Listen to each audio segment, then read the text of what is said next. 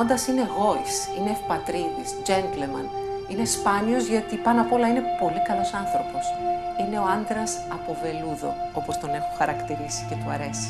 Είναι πραγματικά ο άνθρωπος που θέλεις να κάνεις παρέα μαζί του. Να τον ακούσεις με το χιούμορ του, με τη γεύση και το χρώμα που δίνει σε ό,τι και αν πει. Τι να πω για τον γιατρό που τον γνώρισα 18 χρονών όταν εργαζόμουν στο Μευτήριο Αλεξάνδρα και πήγα για 2 μήνες στο ιατρείο και έμεινα 36 χρόνια. Ο κύριος Μεγαπάνος, όταν τον γνώρισα και όλα τα χρόνια, ήταν πάρα πολύ απαιτητικός, πάρα πολύ αυστηρός, αλλά πάρα πολύ τρυφερός και πολύ καλός. Όλα τα χρόνια στο ιατρείο ήταν τα καλύτερα χρόνια της ζωής μου. Εκεί έμαθα πάρα πολλά πράγματα. Έμαθα να σέβομαι τους ανθρώπους, έμαθα να αγαπάω, έμαθα να προσφέρω. Τη ζωή του την είχε αφιερώσει πιο πολύ στο Μευτήριο εδώ. Όποια ώρα και να ερχόσουν, έβλεπες τον κύριο Μεγαπάνο μπροστά σου. Το λιτό κυλάει στο αίμα του.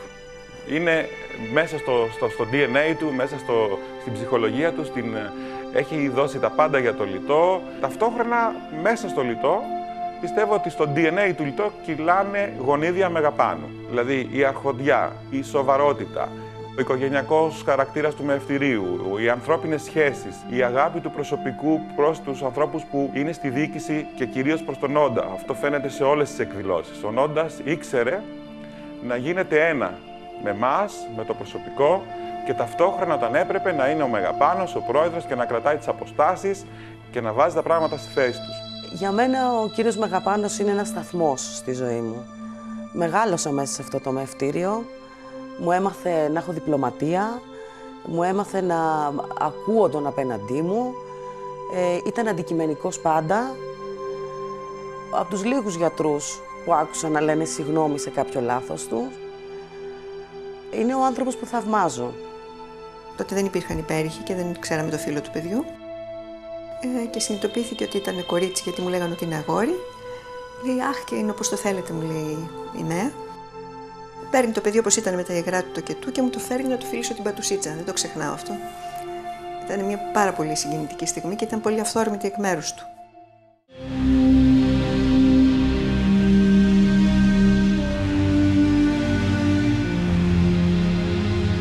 Ο Επαμινώντας Μεγαπάνος γεννιέται στην Αθήνα το 1930. Η μητέρα του, Κατίνα Μεγαπάνου, υψηλόβαθμος στέλεχος του Γυροκομείου Αθηνών και του Ερυθρού Σταυρού, ήταν γνωστή για την ανιδιοτελή της προσφορά στους αρρώστους και στους έχοντες ανάγκη. Ο γιος της κληρονόμησε αυτά τα γονίδια ανθρωπιάς και ανακούφισης του ανθρώπινου πόνου. Στην κατοχή, μαθητής γυμνασίου ακόμα, αναπτύσσει αντιστασιακή δράση φυγαδεύοντας αξιωματικούς στη Μέση Ανατολή. Το 1948 γράφεται στην Ιατρική Σχολή του Πανεπιστημίου της Γενέβης στην Ελβετία. Μετά το τέλος των σπουδών του, το 1955, επιστρέφει στην Ελλάδα και υπηρετεί στο πολεμικό ναυτικό, αρχικά στο Στόλο και στη συνέχεια για 1 χρόνο στην χειρουργική κλινική του Ναυτικού Νοσοκομείου Πειραιά υπό τη διεύθυνση του πλοιάρχου Αγγελίδη. Από τον Μάρτιο του 1958 ακολουθεί μεταπτυχιακές σπουδές στο Μευτήριο Αλεξάνδρα, αποκτώντας την ειδικότητα του μευτήρα γυναικολόγου. Από το 1963 έως και το 1966 διατελεί επιμελητής της Μευτικής και Γυναικολογικής Κλινικής του Αλεξάνδρα υπό τη διεύθυνση του ακαδημαϊκού και καθηγητή Νικολάου Λούρου. Με τον Όντα μας ενώνει φιλία πολλών ετών. Αρχίζει στη δεκαετία του 50, ναι τότε, πρώτα συναντηθήκαμε στο Μευτήριο Αλεξάνδρα. Μετά ως ελεύθεροι γιατροί, βλέποντας τις απαιτήσεις της εποχής, φτιάσαμε ομάδα επιλεγμένων συναδέλφων με σκοπό τη δημιουργία ενός σύγχρονου ιδιωτικού μευτηρίου. Έτσι γεννήθηκε το λιτό. Χωρίς καισαρική τομή βέβαια, αλλά με πολλούς κόπους, προσπάθεια και υπομονή. Η επιτυχία του λιτό είναι ότι δεν επαναπαύτηκε στις δάφνες του και στις πρωτιές του όλα αυτά τα χρόνια, αλλά συνεχίζει να εξελίσσεται, να εξυγχρονίζεται και να βρίσκεται πάντα στις πρώτες θέσεις από άποψη επιστημονικού και νοσηλευτικού προσωπικού, αλλά και από άποψη τεχνολογικής υποστήριξης. το 1996 δημιουργήθηκε μια διοίκηση με τη λογική να υπάρχει το νέο αίμα και η εμπειρία των παλιών, και έτσι πρόεδρος του Λιτό ήταν ο Νόντας ο Μεγαπάνος και διευθύνων σύμβουλος έγινα εγώ, που υποτίθεται ότι εκπροσωπούσα το νέο αίμα. Στην πραγματικότητα απεδείχθηκε ότι το νέο αίμα ήμουνα στα χαρτιά εγώ, στην πραγματικότητα ήταν ο Μεγαπάνος, γιατί είχε ένα πολύ ανοιχτό μυαλό, μια πολύ ανοιχτή σκέψη. Ήταν πολύ ευχάριστο να κουβεντιάζεις μαζί του και να παίρνουμε αποφάσεις, και αναδείξαμε όλες τις αξίες του μευτηρίου, που ήταν η ανθρωπιά του, η ζεστασιά του, το οικογενειακό του περιβάλλον και όλα αυτά τα στοιχεία που χαρακτηρίζουν το Λιτό στα 40 τόσα χρόνια της πορείας του. Γέννησα πρόωρα την κόρη μου, γιατί γεννήθηκε στα γεγονότα του Πολυτεχνείου. Είναι η ζωντανή επέτειος, το μεσημέρι των γεγονότων της Παρασκευής 17 Νοεμβρίου, στη 1:31 το μεσημέρι. Ο γιατρός ήταν όλη τη νύχτα στο Πολυτεχνείο και έδινε πρώτες βοήθειες. Και το πώς πρόλαβα και πέρασα από μια Αθήνα, γιατί μένω στο κέντρο. Τη νύχτα είχαν κάτω από τα παράθυρά μου 13 τάγκς μετά την πύλη του Πολυτεχνείου όταν την έριξαν. Και είχα μείνει, το νευρικό μου σύστημα είχε διαλυθεί όλη νύχτα. Και τέλος πάντων πήγα με συνθήκες μυθιστορηματικές να πάρω άδειες από αστυνομίες κτλ.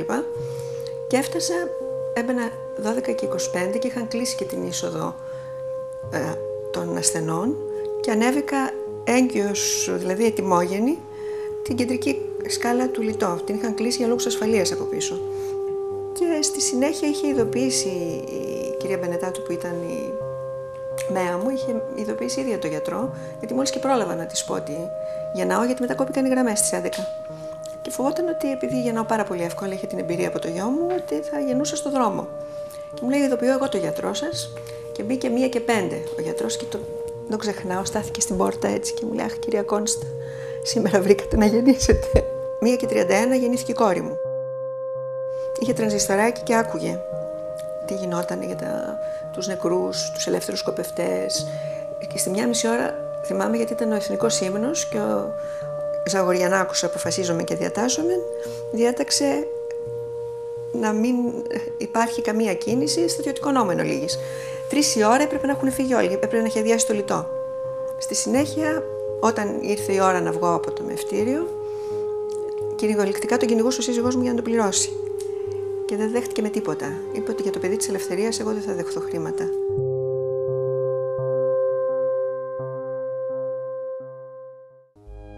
Με τον κύριο Μεγαπάνο γνωριστήκαμε στο Λιτό και ήταν συγκινητική η πρώτη μας συνεργασία. Μου μίλησε με τέτοια θέρμη, με τόσο εμπιστοσύνη που μου έδειξε, που είχα συγκινηθεί αφάνταστα. Μου είπε το εξής, ότι άκουσε για μένα τα καλύτερα λόγια, ότι έχει εμπιστοσύνη στη δουλειά που κάνω, άκουσε ότι ξέρω πολύ καλά τη δουλειά μου και ότι μπορώ να κάνω αυτό που νομίζω. Εκείνος θα κληθεί σε περίπτωση που προκύψει κάποιο πρόβλημα, μια αλλίωση παλμών παραδείγματος χάρη. Και εις περίπτωση που κάτι συνέβαινε, ότι εκείνος θα με κάλυπτε. Αυτό με συνεκίνησε αφάνταστα, μίλησε στην ψυχή μου και δεν το ξεχνάω ποτέ. Φυσικά δεν υπήρχε περίπτωση να μην είναι ο άνθρωπος που θα με στήριζε ιατρικά ο Μεγαπάνος. Πράγματι, γεννήθηκαν 2 υπέροχα παιδιά, η Ηρώ και ο Χρήστος, και όλα ήταν πλέον από κατευχήν, διότι πράγματι τα παιδιά ήταν και υγιή και εμένα επίσης η υγεία μου δεν κινδύνευσε σε κανένα στάδιο της εγκυμοσύνης και των τοκετών. Αυτό που έχω να σημειώσω είναι ότι στον πρώτο τοκετό υπήρχε ο κίνδυνος και ήταν κλασική περίπτωση καισαρικής, διότι το παιδί ήταν ισχυακό και ιδιαίτερα μεγάλο. Ήταν πάνω από 4 κιλά, 4,150 και άρα θα μπορούσε ο γιατρός να έχει επιλέξει την μέθοδο της καισαρικής. Παρά τα αυτά, επέλεξε την μέθοδο του φυσιολογικού τοκετού, το οποίο εν τέλει, αμέσως μετά την γέννα, αλλά και μέχρι σήμερα, εκτιμώ την επιλογή αυτή. Διότι μία καισαρική θα σήμαινε μία καισαρική και στο δεύτερο παιδί. Η επιλογή αυτή του γιατρού βοήθησε και εμένα, αλλά και στον δεύτερο τοκετό να πάνε όλα όπως πραγματικά θα ευχόμασταν. Υπέρμαχος πάντοτε του φυσιολογικού τοκετού, πραγματοποίησε κατά τη διάρκεια της καριέρας του στο Λιτό 2.290 τοκετούς. Η φυσιολογική τοκετή ήταν 1962, ποσοστό 85,67%. Η τοκετή με καισαρική τομή ήταν 328, ποσοστό 14,33%. Ο πρώτος του τοκετός έγινε τον Ιούνιο του 1970. Γεννήθηκε κορίτσι με βάρος 2.600. Στο Λιτό πραγματοποιεί τον τελευταίο του τοκετό τον Μάρτιο του 2007. Γεννήθηκε αγόρι με βάρος 3.280.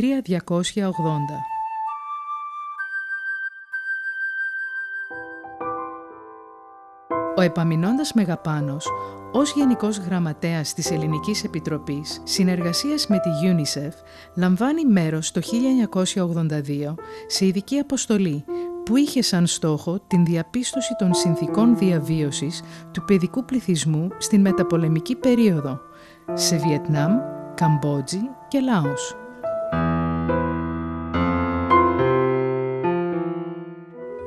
Θυμάμαι όταν πρωτοήρθα στο Λιτό, σαν παιδίατρος, είχαμε ένα βαρύ περιστατικό, μια διαφραγματοκύλη.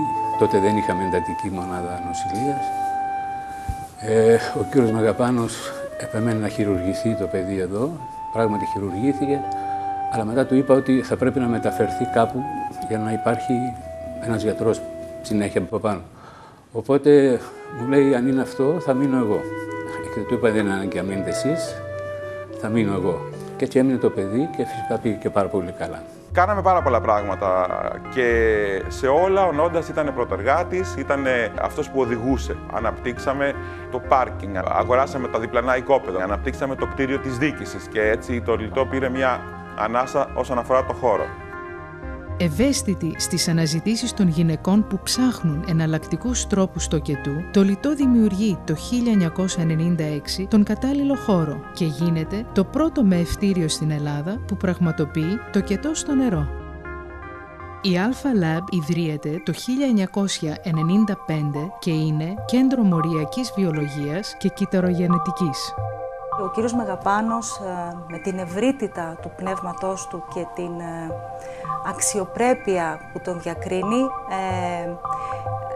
αγκάλιασε το όραμα της Alpha Lab, το όραμα όλου του προσωπικού, μας υποστήριξε τόσο επιστημονικά όσο και με την ανθρωπιά του και αυτό είναι κάτι που τον χαρακτήριζε πάντα. Ήταν πρώτα απ' όλα άνθρωπος, οραματιστής, επιστήμονας και για μένα προσωπικά πάντα ένας σύμβουλος και ένα στήριγμα. Ο τρόπος που έβλεπε το Λιτό και την Alpha Lab μας φέρθηκε και φρόντισε τον χώρο σαν να ήταν το σπίτι του και εμείς σαν να ήμασταν οι συγγενείς του, τα παιδιά του, οι αγαπημένοι του. Τον ευχαριστώ πάρα πολύ για τα δύο παιδιά που μου χάρισε. Για μένα ο κύριος Μεγαπάνος είναι ένας μύθος, είναι ένας ήρωας. Αυτό που εντυπωσιάζει επάνω του είναι η πηγαία καλοσύνη του, η γενεοδωρία του, η τρυφερότητά του σαν άνθρωπος και βέβαια πέρα από την πείρα και τη γνώση της ζωής, αυτό που καταπλήσει είναι η χαρά που έχει για τη ζωή και που το μεταδίδει και σε εμάς. Νόντα μου, να ζήσεις πολλά χρόνια ακόμα, να σε απολαμβάνουμε, να σε χαιρόμαστε, θα είμαστε πάντα ευτυχείς μαζί σου. Τον ευχαριστούμε, να είναι πάντα καλά και τον αγαπάμε. Τον εκτιμώ πάρα πολύ, τον σέβομαι και τον σκέφτομαι πάντα με πολύ αγάπη. Πάρα πολύ αγάπη. Προσωπικά και πιστεύω και όλοι οι παιδίατροι του Μεευτηρίου Λιτό που είχαμε την τύχη να συνεργαστούμε με τον αυστηρό αλλά δίκαιο και πάνω απ' όλα άνθρωπο Μεγαπάνο, νιώθουμε ότι έχουμε γίνει καλύτεροι όχι μόνο σαν γιατροί αλλά και σαν άνθρωποι και γι' αυτό τον ευχαριστούμε. Μου έχει δώσει ένα μάθημα. Παρότι δεν είμαι γιατρός, αυτό το οποίο νιώθω είναι ότι οτιδήποτε κάνει κανείς και προκειμένου την ιατρική, αν ως φυσική συνέχεια δίνει το ήθος και την ανθρωπιά, τότε αυτό δεν λέγεται επάγγελμα, λέγεται λειτουργήμα. Αυτό είναι ο Μεγαπάνος και αυτό το μάθημα μου έχει δώσει. Θέλω να είμαστε πάντα κατά την ομπρέλα του, γιατί έτσι αισθανόμαστε ασφαλείς.